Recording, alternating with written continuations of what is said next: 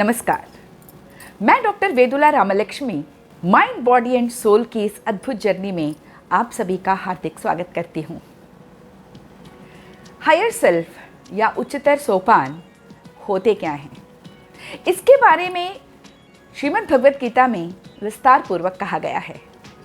श्रीमद् भगवत गीता वास्तव में एक धार्मिक ग्रंथ ही नहीं बल्कि जीवन एवं जगत की सभी समस्याओं के समाधान की एक कुंजी है।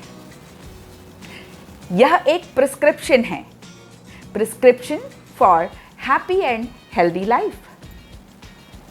इसका हर एक श्लोक हमारे आध्यात्मिक, आदि दैहिक एवं आदि भौतिक जीवन के गुत्थियों को खोलता है। हम कौन हैं? हम आत्मा एवं पदार्थ का मिश्रण हैं। आत्मा चिरंतन है, अविनाशी है। आत्मा एनर्जी है जिसे ना ही बनाया जा सकता है और ना ही नष्ट किया जा सकता है। न जायते म्रियते वा कदाचिन्नायं भूत्वा भविता वा न भूयः अजो नित्यः शाश्वतोऽयं पुराणो न हन्यते हन्यमाने शरीरे। अर्थात यह आत्मा न तो किसी काल में जन्मता है और न मरता है तथा न यह उत्पन्न होकर फिर होने वाला है, क्योंकि यह आत्मा अजन्मा, नित्य, सनातन और पुरातन है। शरीर के मारे जाने पर भी यह आत्मा मारा नहीं जा सकता।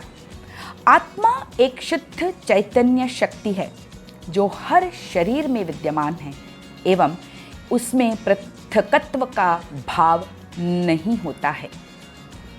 वह समस्त जड़ एवं चेतन में समभाव से विद्यमान है। मनुष्य का शरीर इंद्रिय, मन एवं बुद्धि से बना है। अलग अलग मनुष्यों में इंद्रिय, मन एवं बुद्धि अलग अलग अनुपातों में विद्यमान होते हैं। इन तीनों का अलग अलग कॉम्बिनेशन हम सबको एक दूसरे से अलग अलग बनाता है और इनका अलग अलग कॉम्बिनेशन हम सब में अलग अलग प्रकार के अहंकार को जन्म देता है। मेरे होने का अहंकार, मेरे सौंदर्य का अहंकार, मेरे ज्ञान का अहंकार, मेरे गुण का अहंकार, मेरे धन का अहंकार, मेरे जन का अहंकार। इस अहंकार की वजह से ही हम सब अलग अलग सोपानों पर या अलग अलग स्तर पर होते हैं। जैसे जैसे मनुष्य में ये अहंकार नष्ट होता जाता है, मनुष्य उच्चतर सोपानों पर धीरे धीरे अधिरोहित होता चला जाता है। शरीर को स्वीकारना अर्थात अहंकार को स्वीकारना है। शरीर के कठोर धरातल पर रहने का अर्थ है अहंकार से युक्त होना। जैसे ही हम शरीर से विलग हो जाते हैं, हम अहंकार से छूटने लगते हैं, अर्थात हमारी आत्मा उच्चतर सोपानों की ओर प्रयाण करने लगती है। जो जो हमारी चेतना शरीर से विलग हो जाती है, वह ऊर्ध्वमुखी होने लगती है और जैसे ही वह ऊर्ध्वमुखी होने लगती है, वह सत्य एवं मिथ्या में फर्क समझने लगती है। वह मोह एवं प्रेम में फर्क समझने लगती है। मोह को छोड़ प्रेम करने लगती है। मिथ्या को छोड़ सत्य को स्वीकारने लगती है और ऐसे में वह हायर सेल्फ से अर्थात ऊर्ध्वमुखी चेतना से अपना संपर्क बना लेती है, अर्थात उच्चतर सोपानों से अपने आप को कनेक्ट करने लगती है। हायर सेल्फ एक ऐसी स्थिति है जिसे हम सत्वगुण या सतोगुण कहते हैं।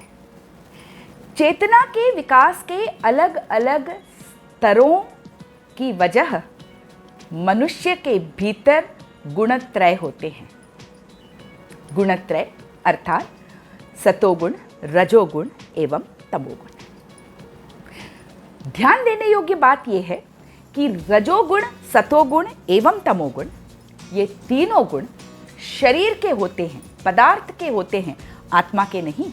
क्योंकि आत्मा इन गुणों से परे हैं, त्रिगुणातीत हैं, गुणों से अतीत हैं। आत्मा को ये गुण छू भी नहीं सकते।